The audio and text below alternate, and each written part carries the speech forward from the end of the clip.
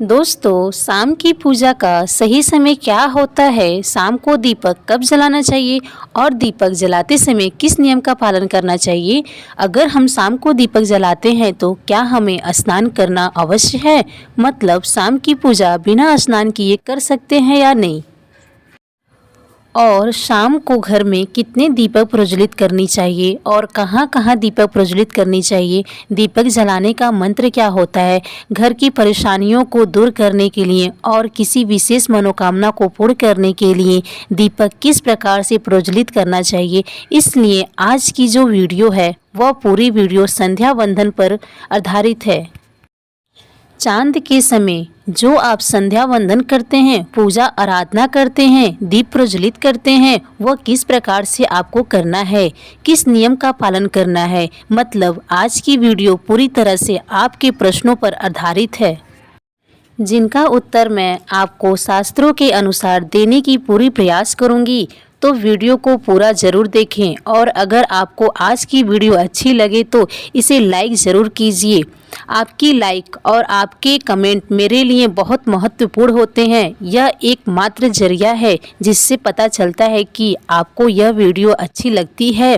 साथ ही comment box में माता लक्ष्मी और शिव का जयकारा ज़रूर लगाएं, जिससे आपको सकारात्मक ऊर्जा की प्राप्ति होती है। और आपका कोई भी सुझाव हो या कोई भी प्रश्न या आपको कोई भी वीडियो देखना चाहते हैं तो इसके लिए भी कमेंट बॉक्स में लिख सकते हैं। और हाँ, चैनल पर पहली बार आए हैं तो चैनल को सब्सक्राइब कर लें और नीचे बेल आइकन बटन है उसको ज़रूर प्रेस करें, जिससे ये होगा कि जो भी वीडियो डालूंगी वो आप तक सबसे पहले पहुँच सकेगा और आप उसे देख सकेंगे। तो सबसे पहली बात करते हैं, दीपक प्रज्वलित करने से पहले मतलब शाम को पूजा करने से पहले क्या स्नान करना आवश्यक है? देखिए, शास्त्रों के अनुसार पूजा में शुद्धता आवश्यक होती है।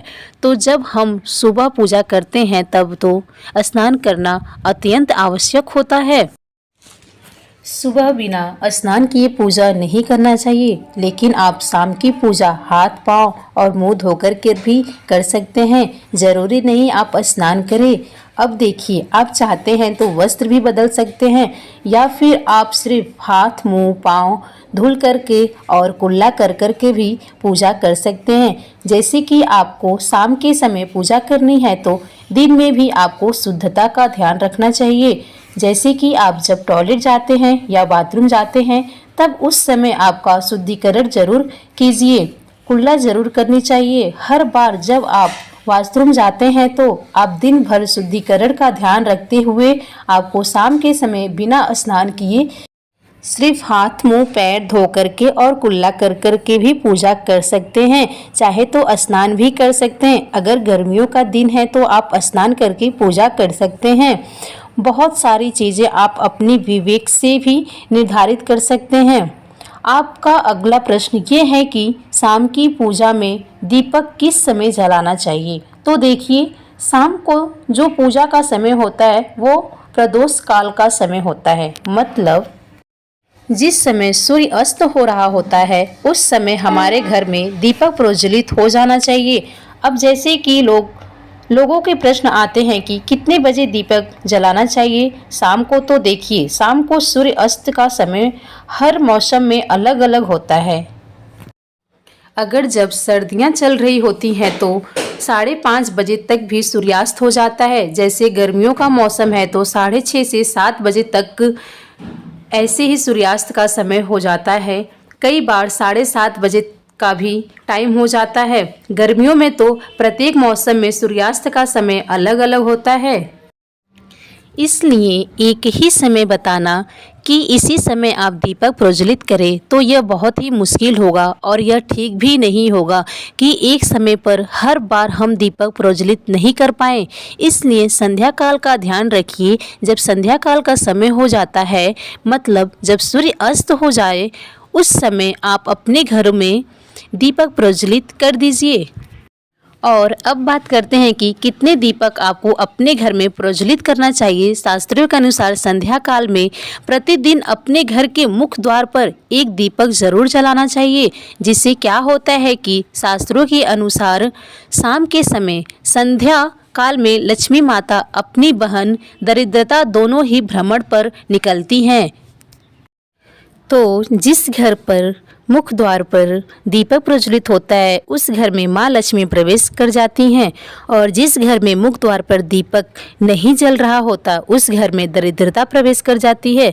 तो इसलिए माँ लक्ष्मी का प्रवेश आपके घर में हो, इसलिए मुख्य द्वार पर एक दीपक जरूर प्रज्वलित करना चाहिए। और हाँ, घर के मुख्य द्वार पर जो दीपक प्रज्वलित किया जाता है संध्या काल में, इसके बहुत सारे फायदे शास्त्र में बताए गए हैं। शास्त्रों के अनुसार संध्या काल में जिस घर में मुख्य द्वार पर दीपक प्रज्वलित होता है उस घर में किसी भी प्रकार की नकारात्मक ऊर्जा प्रवेश नहीं करती। कोई भी वास्तु दोष आपके घर में अगर आप मुख्य द्वार पर दीपक प्रज्वलित करते हैं तो समस्त प्रकार की वास्तु दोष से मुक्ति मिल जाती है। और अगर आपके घर में पितृ दोष हो जिसकी वजह से परेशानियां आपके घर में बनी हो, तो घर के मुख्य द्वार पर जो हम दीपक प्रज्वलित करते हैं जिससे घर का पितृ दोष भी समाप्त हो जाता है। और जिसके अलावा घर में किसी भी प्रकार की अशांति रहती हो या फिर आपके घर में बीमारियां बहुत रहती हो, कलश रहता हो, आर्थिक तंगी रहता हो, तो घर के मुख्य द्वार पर हम दीपक प्रज्वलित करते हैं, मुक्ति मिल जाती है। उससे क्या होता है कि मुक्ति मिल जाती है, इसलिए घर के मुख्य द्वार पर दीपक प्रज्वलित करना अत्यंत आवश्यक होता है। शास्त्रों के अनुसार घर के मुख्य द्वार पर दीपक जरूर प्रज्वलित करना चाहिए। तो अब हम बात करते हैं दूसरे दीपक की। घर के तुलसी के पास प्रज्वलित करना चाहिए। शास्त्रों के अनुसार अगर आप शाम के समय संध्या काल में तुलसी के जड़ के पास अंधेरा रहता है, ऐसा घर में दरिद्रता का अस्थायी वास बन जाता है। और जिन घरों में शाम के समय तुलसी के पास दीप प्रज्वलित किया जाता है ऐसे घर में माँ लक्ष्मी का वास होता है। विष्णु सहित महालक्ष्मी ऐसे घरों में वास करती हैं। तो आपको प्रयास करना चाहिए कि शाम के समय तुलसी के पास एक दीपक अवश्य प्रज्वलित करें। तो चलिए अब बात करते हैं अगले दीपक की। शाम के समय जहाँ पर आपने घर की मंदिर बनाया है उस स्थान पर घर के मंदिर में एक दीपक अवश्य प्रज्वलित करें। तो 3 दीपक आपको अपने घर में प्रतिदिन जरूर प्रज्वलित करनी चाहिए। अगर आप 3 दीपक प्रतिदिन प्रज्वलित करते हैं तो विश्वास रखिए आपके घर की बहुत सारी स्वतः ही परेशानियां समाप्त हो जाती है। तो अब बात करते हैं कि दीपक किस चीज़ के तेल से प्रज्वलित करना चाहिए। सरसों का तेल डाल सकते हैं या नहीं डाल सकते, या फिर तिल के तेल का प्रयोग करना चाहिए, या फिर शुद्ध गाय के घी का प्रयोग करना चाहिए। शास्त्रों के अनुसार सरसों के तेल का दीपक हर जगह नहीं प्रज्वलित करना चाहिए। सरसों का तेल कड़वा तेल माना गया है, इसे कड़वा तेल कहा जाता है। इस तेल का दीपक हम प्रज्वलित करते हैं केवल शनि देव के लिए। अगर आप दीपदान करते हैं शनिवार के दिन तो आपको सरसों के तेल का दीपक प्रज्वलित करना चाहिए। और आप चाहे तो जैसे कि पीपल का वृक्ष होता है वहाँ पर भी आप सरसों के तेल का दीप कर प्रज्वलित कर सकते हैं, या फिर भैरव देवता होते हैं उनके लिए भी आप सरसों के तेल का दीप प्रज्वलित किया जा सकता है। इससे अलावा कहीं पर भी सरसों के तेल का दीपक प्रज्वलित करने की बात नहीं की गई है। शास्त्रों के अनुसार किसी भी देवता को जो हम दीप प्रज्वलित करते हैं उसमें गाय का घी डालकर ही दीप प्रज्वलित करना चाहिए। अब देखिए ऐसे समय में जब गाय का घी नहीं मिल पाता है तब हमें क्या करना चाहिए। तब आपको गाय के घी के नाम पर जो भी घी मिल जाता है उसका प्रयोग कर सकते हैं, या फिर तिल के तेल का दीप प्रज्वलित कर सकते हैं। जो आप प्रतिदिन दीपक प्रज्वलित करते हैं अपने घर में, चाहे आप घर की मुख्य द्वार पर प्रज्वलित करें या फिर तुलसी या फिर ईशान कोण में प्रज्वलित करते हैं, तो सभी दीपक आप तिल के तेल या शुद्ध घी में प्रज्वलित कर सकते हैं। और हाँ, जब आप दीपक प्रज्वलित करते हैं, जैसे कि मुख द्वार पर प्रज्वलित करेंगे या फिर तुलसी जी के पेड़ के पास प्रज्वलित करते हैं या फिर घर में दीप प्रज्वलित किए जाते हैं, तो जो एक चीज़ का ध्यान रखना चाहिए, कभी भी दीपक को सीधी ज़मीन पर नहीं रखना चाहिए। दीपक रखते समय प्रतिदिन दीपक के नीचे थोड़ा सा आप चाहे तो चावल रख सकते हैं या फिर आप चाहे तो थोड़े से पुष्प रख सकते हैं। और हाँ, अगर आप दीपक के नीचे चावल रखते हैं तो इस बात को आपको ध्यान रखना है कि चावल अखंडित होना चाहिए, क्योंकि ऐसा माना जाता है कि अगर टूटे हुए चावलों को प्रयोग में हम पूजा में करते हैं, किसी भी प्रकार के दीपक के नीचे रखकर करते हैं या फिर अक्षत के स्वरूप में करते हैं, तो इससे घर में दरिद्रता आती है। इसलिए अखंडित चावल होने चाहिए। जैसे कि कई लोगों के प्रश्न आते हैं कि प्रतिदिन जो हम दीपक के नीचे रखेंगे तो उस चावल का अगले दिन क्या करना है। तो अगले दिन उठाकर आप अपने पक्षियों को डाल दीजिए, पक्षी उसे खा जाते हैं और आपके घर में, अपने घर के ईशान कोण में जो दीपक प्रज्वलित करते हैं, मतलब जो घर के मंदिर में जो दीपक प्रज्वलित किया जाता है, उस दीपक को आप किसी पात्र में भी रख सकते हैं। जैसे कि एक छोटी सी प्लेट ले लीजिए, उसी प्लेट में दीपक रख दीजिए, उस दीपक को हम प्रज्वलित कर सकते हैं। मतलब घर के दीपक को जो हम प्रज्वलित करेंगे वो आप किसी पात्र में भी आप रख सकते हैं, लेकिन सीधे ज़मीन पर आपको कोई भी दीपक नहीं रखना है। इस बात का ध्यान रखिए। और आपका अगला प्रश्न है कि शाम की पूजा करते समय किस मंत्र का जप करना चाहिए। दीप जलाते समय दीप का मंत्र क्या होता है। तो देखिए, दीप जलाने का मंत्र मैं आपको बता देती हूँ। अगर आप जप सकते हैं तो ज़रूर जपिए, लेकिन आप मंत्र नहीं जप पाते हैं, जब भी शाम के समय दीपक प्रज्वलित करते हैं उस समय आप किसी भी मंत्र का जाप कर सकते हैं। जैसे कि आप चाहे तो माता रानी या कृष्ण कन्हैया का मंत्र आप जप कर सकते हैं।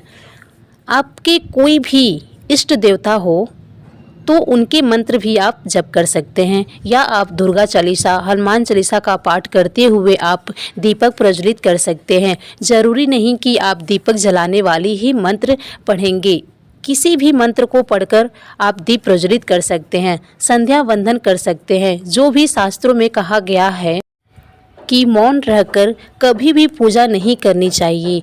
जो भी शुभ कर्म होते हैं वह मंत्र उच्चारण के साथ ही संपूर्ण किए जाते हैं,